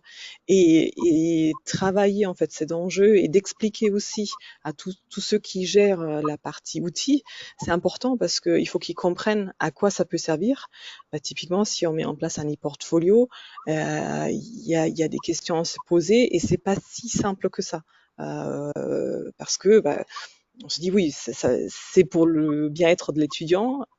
Non, c'est pas si évident que ça à mettre en place. Et donc, je pense que vraiment cette idée, la simplicité, mais dans tout le sens du terme, simplicité pour l'utilisateur, pour l'enseignant, mais aussi il faut facilement pouvoir récupérer les notes. Parce que certes, l'approche par compétences, on dit il faut évaluer une compétence, mais nous encore aujourd'hui, dans le système, il faut avoir des notes, donc il faut pouvoir les récupérer.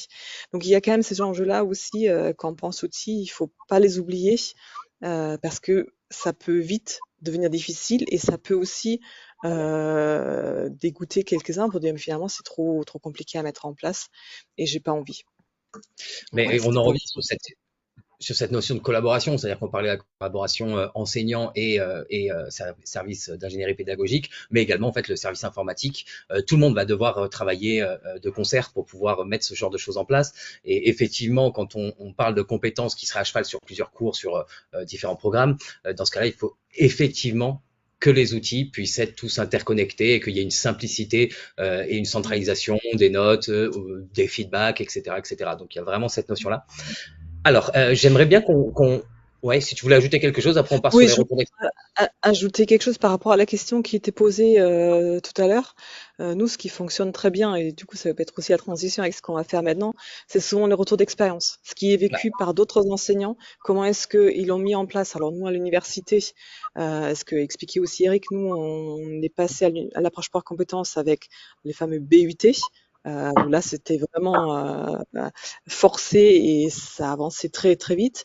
Donc, on a quand même un recul et on a une expérience. Et à partir du moment où on partage l'expérience avec ce qui était vraiment vécu, ça parle aux enseignants et ce partage il est très riche et ça permet aux autres d'avancer peut-être plus vite ou différemment. effectivement. Eh ben, écoute, merci pour cette superbe transition. J'aurais pas mieux fait. Donc, du coup, pour les retours d'expérience, on a à peu près, on a bien 10 minutes pour faire le tour. Quelque chose d'assez concret qui puisse parler aux gens et que puisse voir, vous, depuis votre établissement, c'est-à-dire une école de commerce, une école d'ingénieur et une université, comment est-ce que ça s'est mis en place? Quelles ont été peut-être quelles sont les recommandations que vous pourriez donner sur la mise en place sur un projet identique? Est-ce que Aurélie, ça t'en va de commencer? Bien sûr, je vais commencer. Donc, nous, actuellement, en fait, on a procédé de manière expérimentale, c'est-à-dire qu'on a commencé par tester, enfin, il y a toute une équipe qui a travaillé parallèlement à la mise en place du cursus à définir le corpus de compétences, etc. Et on a mis en place des comités compétences pour rentrer vraiment dans à quoi on forme, comment on évalue, quelle progressivité on va mettre entre la première et la troisième année. Et après, il faut évidemment que ça percole et que ce soit mis en acte par les enseignants. Comme l'a très bien dit Vaitea, il faut pas travailler tout seul. Il faut avoir une matrice qui permette effectivement de positionner son cours par rapport aux compétences et se les approprier. Donc, éventuellement transformer ces situations d'évaluation, euh, éventuellement expliciter dans le cours qu'est-ce qui est en lien avec les compétences. Donc il y a tout ce travail-là à faire. Et donc on a mis ça en place de manière expérimentale en première année, puis en deuxième année, et cette année, on le déploie sur la troisième année, pour qu'à terme, ça devienne une condition d'obtention du diplôme central Supélec. Mais du coup, comment on fait quand ça marche pas? Comment on fait quand on a des élèves qui sont fail à certaines grandes familles de compétences? Qu'est-ce qu'on fait pour justement ne pas arriver en 3A avec des élèves qui n'auraient pas atteint le niveau de validation qu'on considère comme être le minimum sur des familles de compétences? Donc là, actuellement, on a un dispositif sur un petit nombre de compétences et un petit nombre d'élèves qu'on a repéré comme étant spécifiquement en difficulté entre le passage de la deuxième à la troisième année. Et beaucoup de ces élèves-là font des césures, donc on profite de cette étape, de cette année de césure où ils vont faire deux périodes de stage de 6 mois dans des entreprises ou des labos en France ou à l'étranger, pour travailler spécifiquement sur la réflexivité. Pourquoi t'es fail? Comment tu analyses le fait que en fin de deuxième année, t'es pas atteint la jauge requise pour passer son problème en 3A, et qu'est-ce que on peut mettre en place avec toi pendant ces 6 premiers mois, puis éventuellement 6 autres mois, pour que tu puisses, dans ton stage de césure, repérer les situations, comme on disait, les complexes observables qui vont te permettre d'expérimenter et de documenter l'acquisition ou la montée en compétences sur typiquement sur des choses comme la capacité à travailler en équipe dans un contexte précis, à mettre tout ça en action. Et donc ça, c'est une phase expérimentale qu'on est en train de faire sur le dispositif de remédiation si jamais on a des élèves qui sont en décrochage sur les compétences. Alors, la Voilà, c'est ça remédiation, dont je voulais. pardon, la Pardon? remédiation, c'est uniquement sur la troisième année ou à Non, chaque c'est année? entre en fait, Ah, il y a un système de jauge qui permet de voir à quel niveau ils en sont. Et il y a des seuils d'alerte, entre guillemets, qui permettent de cibler des étudiants spécifiquement en difficulté et qui soient pas qui sont pas forcément en difficulté d'un point de vue académique, mais qui sont spécifiquement en difficulté sur un certain nombre de familles de compétences.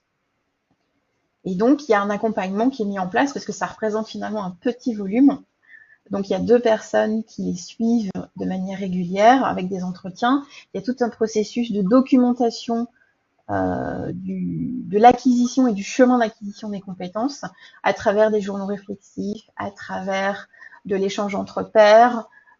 Et l'objectif, c'est qu'à la fin, là, en février, il y ait quelque chose qui s'apparente à un portfolio qui permette aussi de donner lieu à un échange, un espèce de grand oral pendant lequel l'étudiant va venir présenter qu'est-ce qu'il a fait, pourquoi il a échoué, comment il a mis en place un processus qu'on aura accompagné pour lui donner suffisamment, on espère leur donner suffisamment de billes pour qu'il puisse avoir repéré dans son première partie de césure des situations où il va expérimenter et de pouvoir documenter le processus lié à certaines familles de compétences.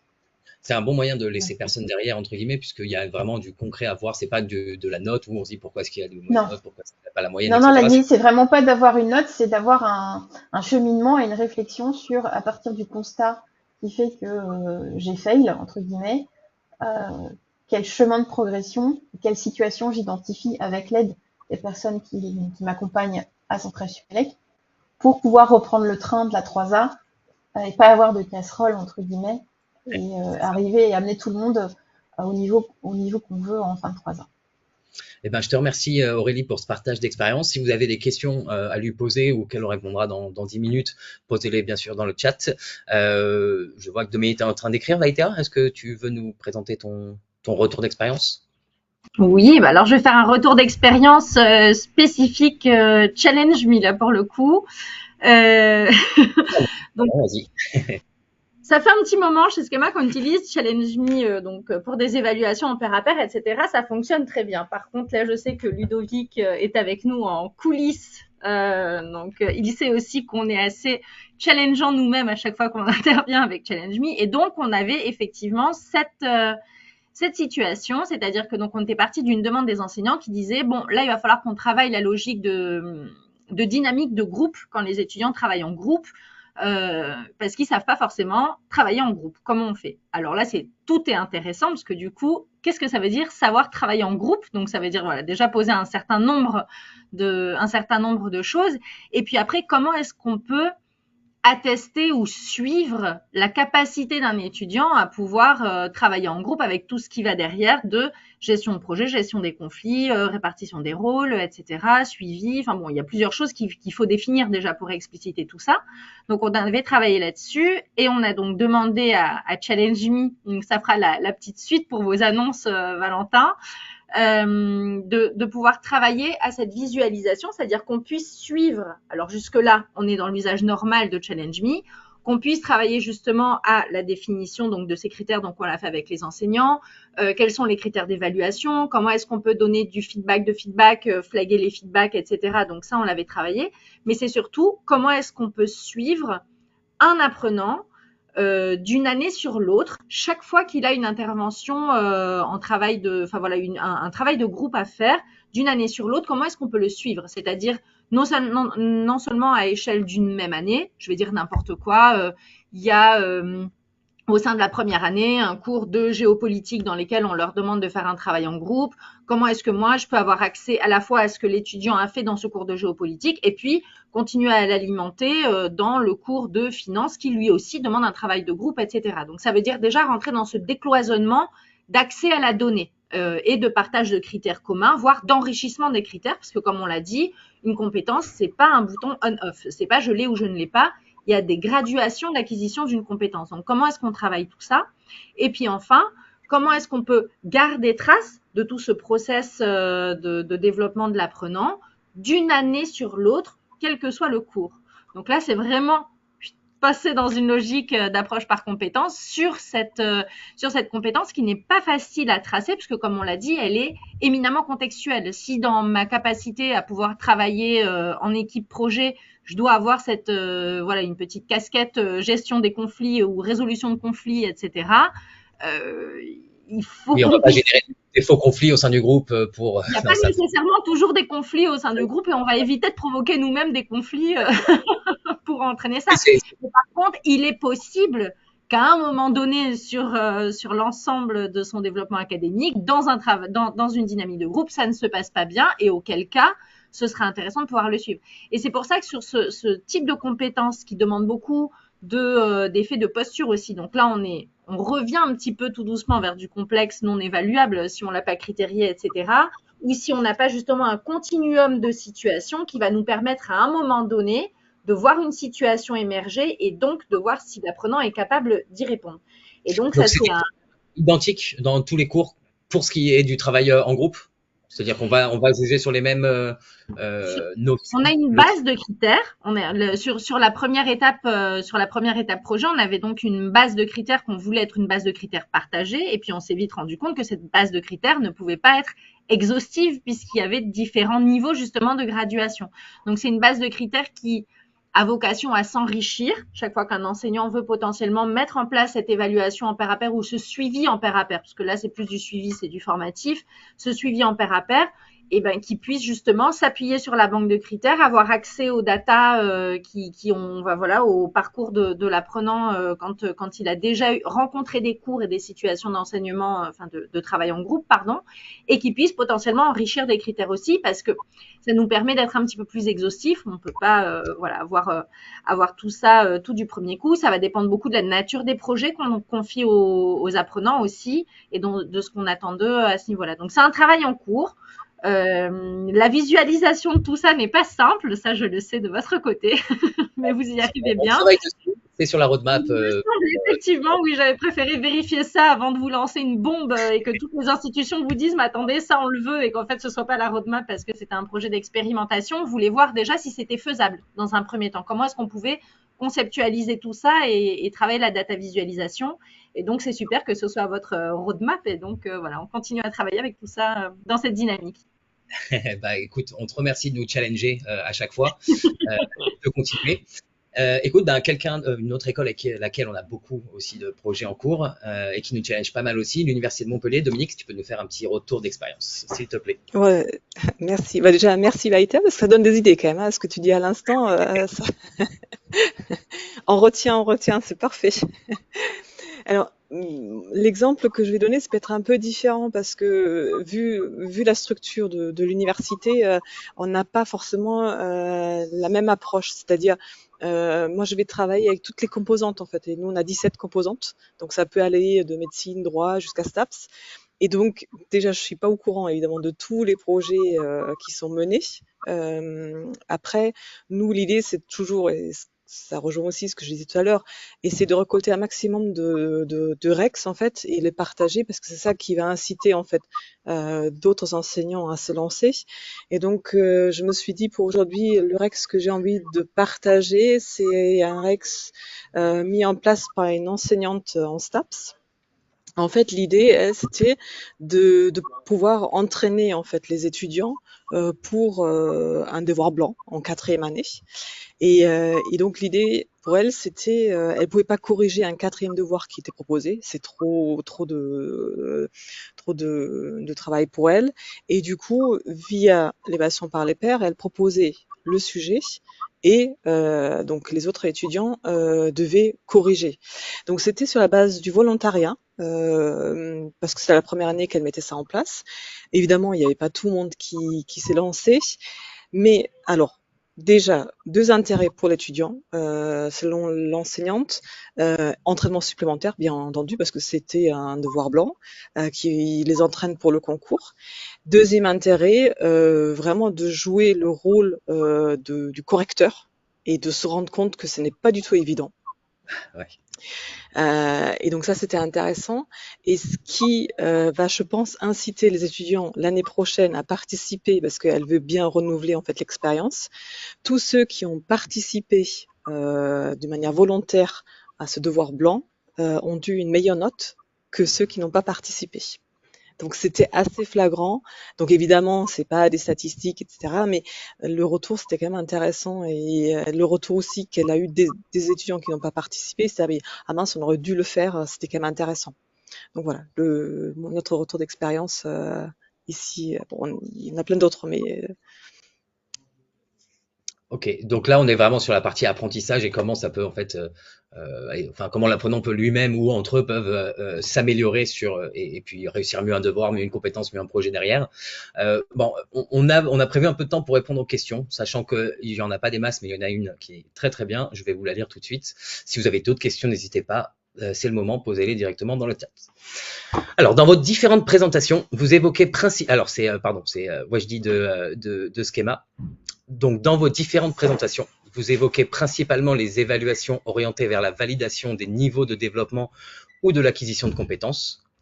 Il souhaiterait donc élargir cette réflexion à l'évaluation formative, en particulier dans le cadre d'un cours, où il serait possible d'intégrer des pratiques évaluatives centrées sur la compétence ou sur le degré d'acquisition de celle-ci.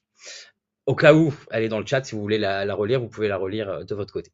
Cela pourrait notamment être réalisé en s'appuyant sur des approches d'enseignement par situation complexe, comme préconisé par Xavier Roger, donc chose dont on a pu parler. Pourriez-vous partager votre point de vue sur cette démarche et nous apporter vos conseils pour sa mise en œuvre? Donc, il y a pas mal de choses qui ont été dites tout au long, mais on peut peut-être se concentrer vraiment sur sa demande. Est-ce qu'il y en a un de vous qui se sent de traiter le sujet, ou est-ce qu'il faut que je relise la question? Là, pour le coup, je connais très bien Wajdi puisqu'il est ingénieur pédagogique dans l'équipe innovation pédagogique. Donc, je pense que oui, ce sont des questions davantage pour Dominique et Aurélie qu'on puisse, voilà. Je laisse Dominique, je veux bien que tu relises parce que c'était un peu long. C'est un peu long, alors ouais, sinon. Hop. Donc, dans les différentes présentations qui sont plutôt orientées à validation au niveau de compétences, cette réflexion, il souhaite l'élargir et sur le degré d'acquisition, donc intégrer des pratiques évaluatives centrées sur le degré d'acquisition. Il parle d'approche d'enseignement par situation complexe préconisée par Xavier Rogier et savoir ton point de vue sur cette démarche et tes conseils pour la mise en œuvre. Mais je pense que, alors, on n'a peut-être pas trop insisté aussi sur la grille critériée. On avait évoqué un peu tout au long du webinaire, mais je pense que c'est un outil qui peut vraiment aider à la fois évidemment l'enseignant, mais aussi l'apprenant pour bien comprendre qu'est-ce qu'on attend de lui, et elle peut être appliquée après à n'importe quelle situation qui va être proposée. Et évidemment, ce qui est encore mieux, c'est si on co-construit cette grille avec l'étudiant. Alors là, on va retomber dans la problématique temps, parce que déjà pour un enseignant, alors là peut-être on revient sur Challenge Me, vous proposez les grilles critériées avec des critères qui sont hyper intéressants et qui peuvent donner des idées. Mais il y a des enseignants aussi qui évidemment souhaitent aussi développer leurs propres critères critériés, et ça prend énormément de temps. Et si maintenant en plus on inclut l'étudiant dans cette démarche, pédagogiquement c'est top, mais le temps qui doit être utilisé pour ça, je pense souvent ce temps manque. Mais vraiment l'outil, et là je parle plus, c'est pas forcément un outil numérique, c'est comment est-ce que je vais rédiger mes critères, et dans la partie critères, qu'est-ce que j'attends aussi, parce que comme on a dit tout au long du webinaire, on n'est pas forcément compétent, mais on a un certain degré de compétence, et là on peut renvoyer sur l'échelle de développement de Fouché, je pense que beaucoup d'entre vous la connaissent, de dire mais finalement il y a différentes étapes on avance au fur et à mesure, et en L1 je peux avoir telle ou telle attente, en L2 telle ou telle attente, etc. Et du coup avec la grille critériée, ça permet vraiment à l'apprenant de comprendre qu'est-ce qu'on attend de lui, à quel moment, quels sont les critères pour atteindre le niveau qui est demandé. Et du coup, je rebondis ce que disait Vérité, parce que c'est vraiment très intéressant l'idée de voir aussi est-ce que telle compétence est atteinte, par exemple en maths, qui n'est pas le cas en STAPS ou je sais pas, ou dans d'autres matières. Donc vous c'est plus en interne évidemment, mais l'idée c'est vraiment intéressant en fait de pouvoir suivre l'étudiant dans différentes matières et de pouvoir analyser. Je pense que l'outil est peut-être plus intéressant. Voilà. Et tu disais effectivement construire avec les étudiants la grille critériée, mais comme un enseignant est un expert vraiment dans son domaine qu'il enseigne, et comme les compétences encore une fois débordent sur d'autres domaines, il faut aussi qu'ils construisent avec d'autres enseignants pour créer des grilles critériées qui vont sur lesquelles eux-mêmes n'ont pas leur propre expertise, mais qui pourront essayer de couvrir un petit peu plus largement pour commencer à à valider une partie de cette compétence qui n'est pas forcément inclue dans le cours. Vaitea, tu voulais ajouter quelque chose, le petit mot avant la fin? Oula, je suis pas sûre de prendre la responsabilité du petit mot avant la fin. Non, mais dans cette dynamique, c'est pareil en fait. Je trouve intéressant. Oui, il faut que les enseignants co-construisent les différentes situations d'intégration et de développement de la compétence, mais le co-construire avec les apprenants, par exemple, qui se préparent à partir en stage. Il peut y avoir un certain nombre de compétences qui sont attendues, voire aussi des lignes blanches, c'est-à-dire je ne sais pas non plus ce que le stage va m'apprendre spécifiquement. Il faut aussi être ouvert justement à des compétences. Tout le développement de compétences ne repose pas uniquement sur le milieu académique. Il y a ce sont des apprentissages expérientiels. Donc en stage, on va aller apprendre d'autres choses. En mobilité internationale, on apprend par exemple encore autre chose, etc. Comment est-ce qu'on permet justement à l'apprenant, alors oui, de co-construire avec les enseignants et de pouvoir par exemple avoir un journal de suivi de sa compétence en situation et donc d'être après dans une logique formative ou alors de l'utiliser aussi pour du sommatif avec un retour un peu réflexif sur le développement de sa compétence. Mais comment est-ce qu'on permet aussi à l'apprenant d'aller banquer, retrouver ou identifier une compétence qu'il pourrait développer dans une situation qui n'a pas été et qui n'est pas anticipable nécessairement en stage ou en mobilité, etc. Et comme du coup, on s'en rend bien compte là en discutant, il y a énormément de choses à dire. Il y aura d'autres itérations de ce webinaire sur des sujets un peu plus précis, histoire de découper ça. On voulait être assez large pour commencer. Merci à chacun d'entre vous. Alors, pour les participants, d'avoir été présents, d'avoir participé avec vos questions. Pour Dominique, Aurélie, Vaitea et Eric qui a dû partir avant, je vous remercie. Ça a été hyper enrichissant, que ce soit pour la préparation ou même pour aujourd'hui. Si vous souhaitez qu'on discute, n'hésitez pas. De toute façon, je vais envoyer un mail à la suite de ce webinaire avec le replay, quelques liens supplémentaires, un lien vers notre étude, mais également si vous souhaitez une démo, on propose des démos de 30 jours pour essayer Challenge Me chez vous. Donc, on vous enverra aussi quelques informations à ce sujet, mais surtout, n'hésitez pas à me recontacter. Merci à tous. Je vous souhaite une très bonne journée, une très bonne semaine. Et puis, je vous dis à bientôt pour ceux que je vois dans les futurs événements. Et à bientôt de toute façon à distance. Merci beaucoup. Merci. Bonne journée. Bonne journée à tous, merci. Au revoir.